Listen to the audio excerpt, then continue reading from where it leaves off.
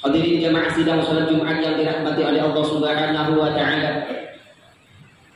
Tidak henti-hentinya kita selalu bersyukur kepada Allah Subhanahu wa taala atas limpahan rahmat, hidayah beserta ma'unahnya kepada kita semua, sehingga kita masih diberikan umur yang panjang, kita masih diberikan kesehatan dan kesempatan oleh Allah Subhanahu wa taala, sehingga kita bisa melaksanakan ibadah salat Jumat berjamaah. Mudah-mudahan seluruh rangkaian amal ibadah kita diterima oleh Allah Subhanahu wa taala. Amin amin ya rabbal alamin.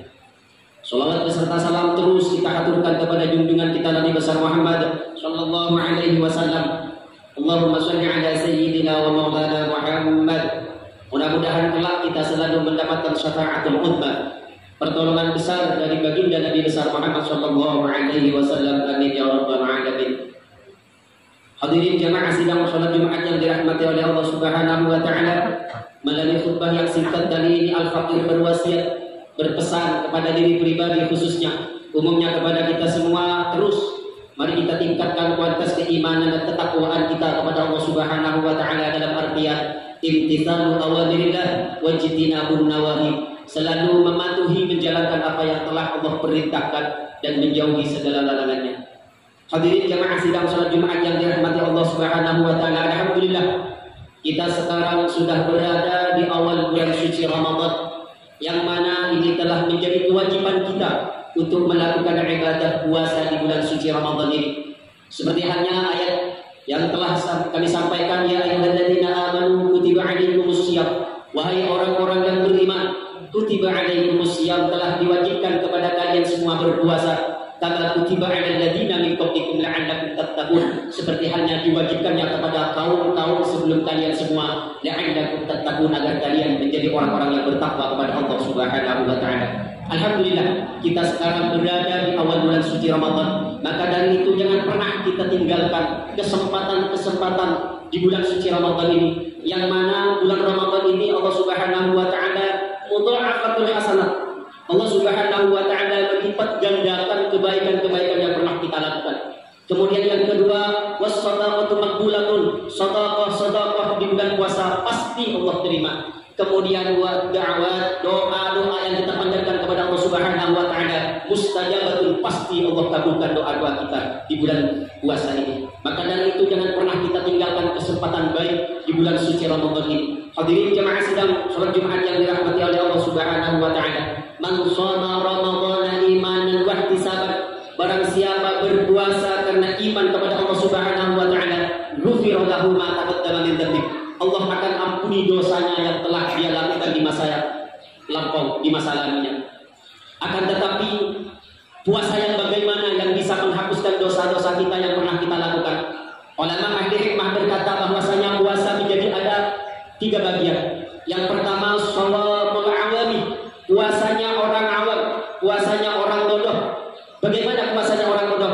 Kaful batni wal farji an qada'i syahwati, dia hanya menahan lapar dan menahan kemaluannya untuk tidak melakukan syahwatnya. Kemudian yang kedua, wasawul khawas, puasanya orang-orang yang tertentu, yaitu shaumus sholihin, puasanya orang-orang soleh. Bagaimana puasanya orang-orang soleh? Yaitu mereka berpuasa kaful jawarih anil athami, menahan anggota tubuhnya untuk tidak melakukan perbuatan maksiat, perbuatan dosa kepada Allah Subhanahu wa taala. Wala yatimmu dzalika illa bi mudawamati khamsati asya. Dan puasa tersebut tidak bisa terhasil atau tercapai kecuali dia menetapi 5 perkara. Yang pertama, ghaddul basar, pejamkan matanya, an kulli ma yadhummu syar'an. Pejamkan matanya, jangan pernah melihat kepada sesuatu atau perkara yang dibenci oleh Allah Subhanahu wa taala, yang dilarang oleh Allah Subhanahu wa taala.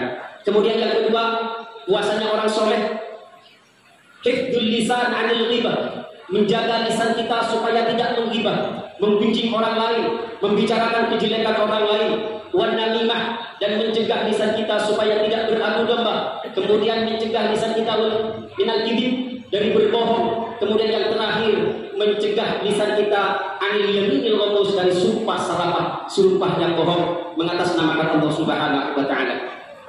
Kemudian yang ketiga, kaful udhuni an istima'i makruh, menjaga telinga kita supaya tidak mendengarkan hal-hal yang dilarang, yang dibenci oleh Allah Subhanahu wa taala. Kemudian yang keempat, kaful batni, mencegah perut kita anis syubhati fi waqtil iftar, mencegah perut kita ketika melakukan iftar, melakukan buka puasa, mencegah dari makanan-makanan yang syubhat. Syubhat itu artinya bainal halal wal haram, tidak jelas apakah halal atau haram. Itu orang tersebut mencegah tidak memakannya dari perkara-perkara syubhat. Kemudian yang terakhir, yang kelima, menjaga semua anggota tubuh kita supaya tidak bermaksiat kepada Allah Subhanahu wa taala. Maka insyaallah ketika puasa kita sudah sesuai dengan apa yang dituntut oleh kanjeng Nabi Muhammad sallallahu alaihi wasallam, maka insyaallah pasti puasa kita diterima oleh Allah Subhanahu wa taala dan pasti akan meleburkan dosa, menghilangkan dosa-dosa yang telah kita lakukan di masa lalu yang pernah kita lakukan. Amin amin ya rabbal alamin. Hadirin jemaah sidang salat Jumat yang dirahmati oleh Allah Subhanahu wa taala, apa hikmah di balik diwajibkannya berpuasa 30 hari berturut-turut? Inna Adam alaihi salatu wassalam fil jannah. Ketika Nabi Allah Adam alaihi salatu wassalam berada di surga Allah Subhanahu wa taala, lamma akala fil jannati minas syajarah, ketika Nabi Allah Adam alaihi salatu wassalam memakan suatu buah di dalam surganya Allah Subhanahu wa taala yang pernah Allah larang, yakni buah khuldi, maka baqa fi jawfihi 30 yawman. Maka ketika Nabi Allah Adam alaihi salatu wasallam memakan buah yang dilarang oleh Allah, baqa fi jawfihi, masih melekat di tenggorokannya selama 30 hari. Falamma taba ila Allah, ketika Nabi Allah Adam alaihi salatu wasallam kembali bertaubat kepada Allah Subhanahu wa taala, maka farḍa Allah Subhanahu wa taala mewajibkan kepada Nabi Allah Adam untuk berpuasa bin nahari wa layaliha, berpuasa di siang hari dan malamnya. Alhamdulillah, Allah Subhanahu wa taala kepada kita dan kepada kanjeng Nabi Muhammad sallallahu alaihi wasallam, wa farḍa Muhammadin wa ummatihi, Allah Subhanahu wa taala hanya mewajibkan kepada Nabi Allah Muhammad alaihi salatu wassalam dan mewajibkan kepada umatnya hanya berpuasa di siang hari saja. Bagaimana kita seandainya berpuasa siang dan malam, maka dipastikan kita selalu umatnya kanjeng Nabi Muhammad sallallahu alaihi wasallam tidak akan mampu. Maka dari itu alhamdulillah, sekali lagi jangan pernah kita buang, jangan pernah kita sia-siakan kesempatan di bulan suci Ramadan ini. Mari kita memperbanyak berzikir kepada Allah Subhanahu wa taala agar pahala-pahala kita dilipat gandakan oleh Allah Subhanahu wa taala. Di hadis yang terakhir di bulan suci Ramadan, kanjeng Nabi Muhammad sallallahu alaihi wasallam bersabda, "Idza kana akhir lailatin min Ramadan," ketika sudah tiba malam terakhir di bulan suci Ramadan, "bakatis samawati wal ardu wal malaikatu jami'an." Langit-langit, bumi-bumi, malaikat semuanya menangis kepada Allah Subhanahu wa taala. Kenapa menangis? Musibatan li ummati Muhammad sallallahu alaihi wasallam. Karena ada musibah yang datang yang menimpa kepada umatnya Nabi Muhammad sallallahu alaihi wasallam. Maka kemudian sahabat bertanya kepada Rasulullah, "Qila ya Rasulullah, ayu musibatin hiya?" Wahai Rasulullah, musibah apa yang panjenengan maksud wahai Rasulullah? Kemudian Rasulullah sallallahu alaihi wasallam menjawab, "Dhahabu Ramadan," hilangnya bulan suci Ramadan. Kenapa? ketika kita ditinggalkan bulan suci Ramadan, kok ini bisa dikatakan musibah?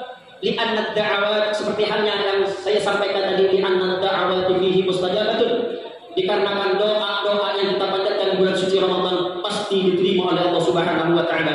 Kemudian was-shadaqatu maqbulatun, sedekah yang pernah kita kasih ke orang lain, berbagi kepada orang lain, pasti diterima oleh Allah Subhanahu wa taala. Kemudian wal hasanatu mudha'afatun, kebaikan-kebaikan yang kita lakukan, mengaji, berzikir dan lain sebagainya, menolong orang dan lain sebagainya, pasti dilipat gandakan oleh Allah Subhanahu wa taala. Kemudian yang terakhir wal 'adzabu madfu'un, adab siksa-siksaan Allah, adab Allah di bulan puasa ini Allah tolak semuanya. Maka dari itu, inilah yang dikatakan oleh Rasulullah SAW, musibah yang paling besar yang menimpa kepada kita selaku umatnya Rasulullah Muhammad SAW. Hadirin jemaah sidang salat Jumat yang dirahmati oleh Allah Subhanahu wa taala. Mudah-mudahan kita semua, lebih khusus Al-Fakir Salamu Khatib, umumnya kepada kita semua, bisa melakukan ibadah puasa ini dengan baik, ihtisab karena Allah Subhanahu wa taala, sehingga puasa kita diterima oleh Allah Subhanahu wa taala dan menghilangkan dosa-dosa kita yang pernah kita lakukan. Amin amin ya rabbal alamin. Amin. Barakallahu li wa lakum wa nafa'ani wa iyyakum bima fihi min al-ayati wa dhikril hakim wa taqabbal minni wa minkum tilawatahu innahu huwas samiul alim. Aqulu qawli hadha wa astaghfirullahal azim li wa lakum wa li sa'iril muslimin wal muslimat wal mu'minin wal mu'minat fa ya fawzal mustaghfirin wa ya najatat taibin.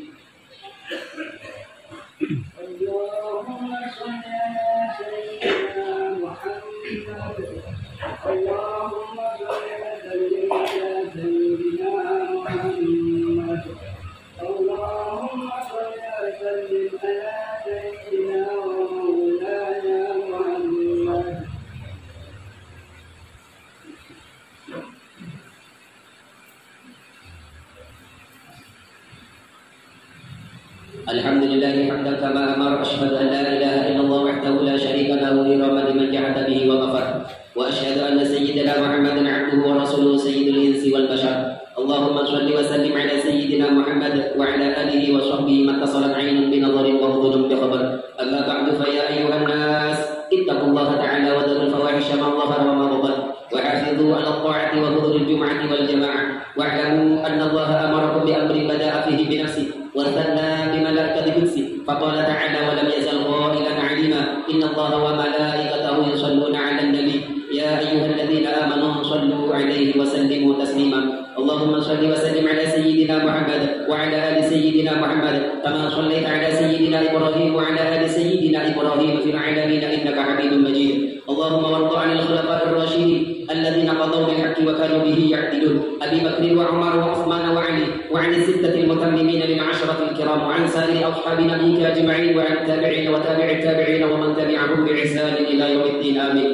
اللهم لا تجعل لأحد منهم في عنقنا ظلاما ونجنا بحبهم من أهوال يوم القيامة. اللهم أعز الإسلام والمسلمين وأهلك الكفرة والمشركين وأعلي كلمتك إلى يوم الدين. اللهم آمنا في دورنا وأصلح ولاة أمورنا واجعل اللهم ولايتنا في من خافك واتقاك. اللهم اغفر للمسلمين والمسلمات والمؤمنين والمؤمنات الأحياء منهم والأموات برحمتك يا واهب العطيات. اللهم ادفع عنا الغلاء والوباء والربا والزنا والزلازل والمحن وسوء الفتن ما ظهر منها وما بطن عن بلدنا هذا خاصة وعن سائر بلاد المسلمين عامة يا رب العالمين. ربنا آتنا في الدنيا حسنة وفي الآخرة حسنة وقنا عذاب النار. عباد الله إن الله يأمر بالعدل والإحسان وإيتاء ذي القربى وينهى عن الفحشاء والمنكر والبغي يعظكم لعلكم تذكرون. فاذكروا الله العظيم يذكركم واشكروه على نعمه يزدكم واسألوه من فضله يؤتكم ولذكر الله أعز وأجل وأكبر والله يعلم ما تصنعون.